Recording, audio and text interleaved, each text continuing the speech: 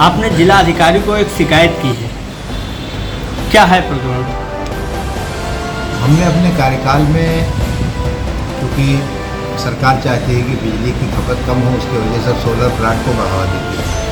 तो हमने 3 बड़े सोलर प्लांट लगाए थे, जिससे नगर में जब बिजली न रहे तो हमारे मार्ग जो हैं वो सब प्रकाशित रहे। एक सोलर प्लांट लगा था जलकल कंपाउंड में, दूसरा सोलर प्लांट लगा था नगरपालिका परिषद कर्नलगंज के कार्यालय के ऊपर, और तीसरा लगा था सकरौरा में शौचालय के पास। उन तीनों में 110 बैटरी बड़े लगे थे, 212 पोल लगाए गए थे, बहुत कीमती अच्छी किस्म की केबल लगाई गई थी। उसमें से कुछ इन्वर्टर गड़बड़ हुए थे। अब जब हमारा कार्यकाल बदल गया तो आज स्थिति ये है कि वो सारे पोल उड़वा लिए गए हैं। अब उसका क्या प्रयोजन नगर पालिका करेगी? हमने इसके लिए माननीय जिलाधिकारी महोदय को शिकायती पत्र भेजा था, लेकिन उस पर कोई कार्रवाई दिखाई नहीं पड़ती है। आज तक मुझे उसके बारे में कोई जानकारी नहीं। अगर इस पर कोई कार्रवाई नहीं होती है तो आप क्या करें? कार्रवाई करना अधिकारियों का काम है, उनको बताना हमारा काम है। नहीं होगी तो मैं दोबारा फिर लिखूँगा इसको, क्योंकि मुझे तो विश्वास है जिलाधिकारी महोदय बहुत तेज तर्रार हैं और ईमानदारी से काम करना चाहती हैं। तो हम तो ये आशा करते हैं कि उनके संज्ञान में बात आएगी तो जरूर कार्रवाई। सर, सबसे पहले तो हम आपका परिचय जानना चाहेंगे। परिचय क्या है हमारा? मैं कर्नलगंज नगरपालिका परिषद का पूर्व अध्यक्ष हूँ, मेरा नाम। काशीराम कॉलोनी में जब तक सपा के चेयरमैन थे तब तक भाजपा वाले आए दिन गंदगी को लेकर धरना प्रदर्शन कर रहे थे, लेकिन पिछले कुछ दिनों से जब से भाजपा का शासनकाल आया है, भाजपा के चेयरमैन बनाए गए हैं, अब लेकिन काशीराम कॉलोनी का वही हाल है जो पहले था।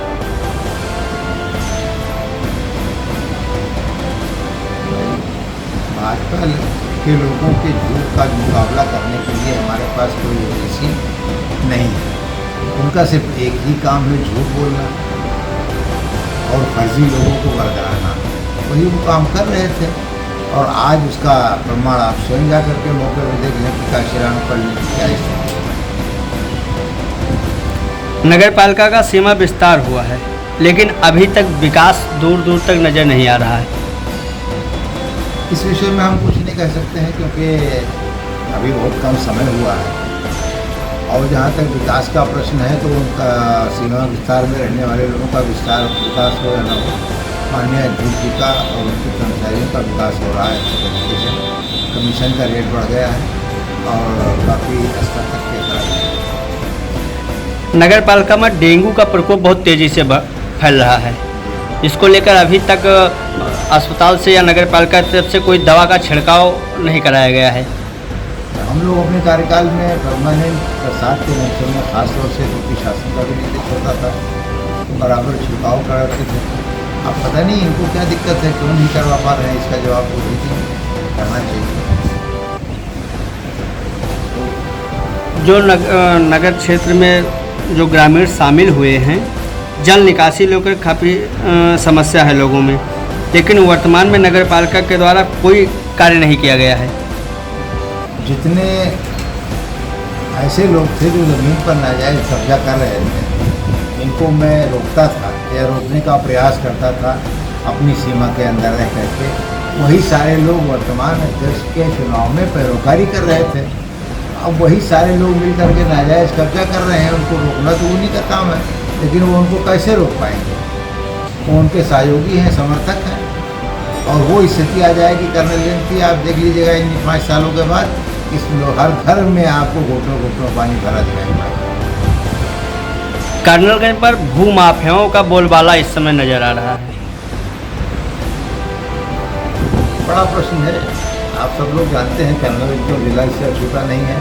और मैंने आपसे पहले ही कहा कि कर्नलगंज में तो ये स्थिति थी कि जितने इस तरह के लोग थे वही सब हमारा विरोध कर रहे थे, क्योंकि मैं उनके गलत कामों में रोकता था उनको कोई ऐसा आदमी चाहिए था जो बंधुआ मजदूर की तरह काम करे और उनके हर गलत काम पर अपनी आँख बंद करे। अब उनको मिल गया है, कर रहे हैं।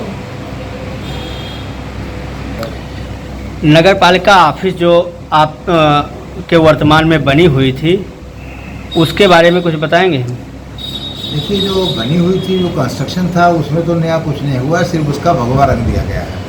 उस पर मुझे कोई दिक्कत नहीं है, मेन समस्या ये है, इस वक्त नगर पालिका में हाउस टैक्स की सुनवाई हो रही है। सुनवाई के लिए शासन का ये नियम है कि एक कमेटी उसकी सुनवाई करेगी और उस कमेटी में कोई व्यक्ति प्रतिनिधि नाम का नहीं होगा, यानी जो स्वयं सभासद होगा वो सुनवाई करेगा।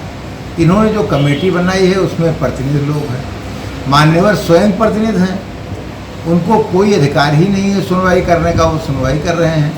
और उनका अपना सगा भतीजा महेश जिसका नाम है, वो नगर पालिका में सुबह 9 बजे पहुंच जाता है, शाम को 7 बजे तक रहता है। जितने भी लोग जाते हैं कि हमारा पिताजी का देहांत हो गया है तो भाइयों का हिस्सा अलग कर दीजिए, सबसे 2-2 हज़ार, 3-3 हज़ार, 4-4 हज़ार की वसूली हो रही है।